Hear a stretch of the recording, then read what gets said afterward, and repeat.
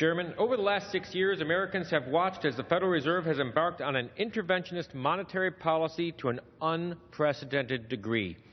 The Fed's quantitative easing marked a dramatic departure from traditional monetary policy in the United States, and it resulted in a massive expansion of the Fed's balance sheet to some $4.5 trillion.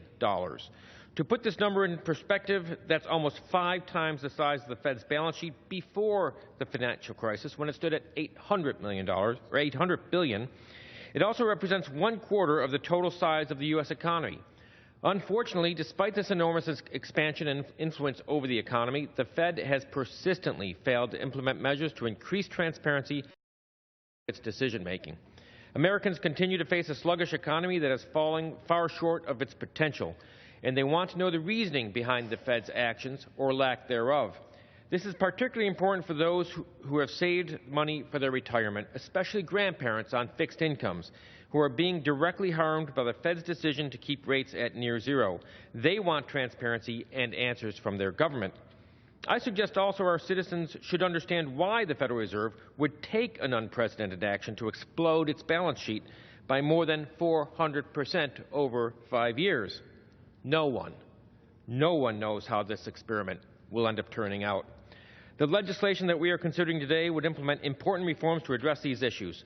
To start, by requiring the Fed to explain the differences between its monetary policy decisions and a rigorously studied reference rule, the legislation would go far to improve the American public's understanding of monetary policy and how it impacts their lives.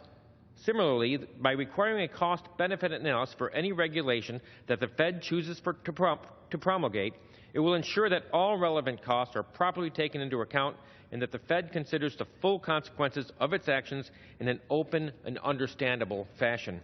To be clear, these reforms are about increasing transparency and improving how the Fed communicates its policy decisions to the American public. Contrary to what some claim, the legislation does not mandate any particular policy decisions, nor does it impact or threaten the Fed's independence in setting monetary policy. In fact, few have made a better case for these sorts of reforms than Chair Yellen herself, who stated, quote, "Transparency concerning the Federal Reserve's conduct of monetary policy is desirable because better public understanding enhances the effectiveness of policy." Mr. Chairman, transparency and openness serve to strengthen a democratic republic like ours. That is what this legislation is all about, and I urge my colleagues to support this bill, and I yield back. Gentleman yields back.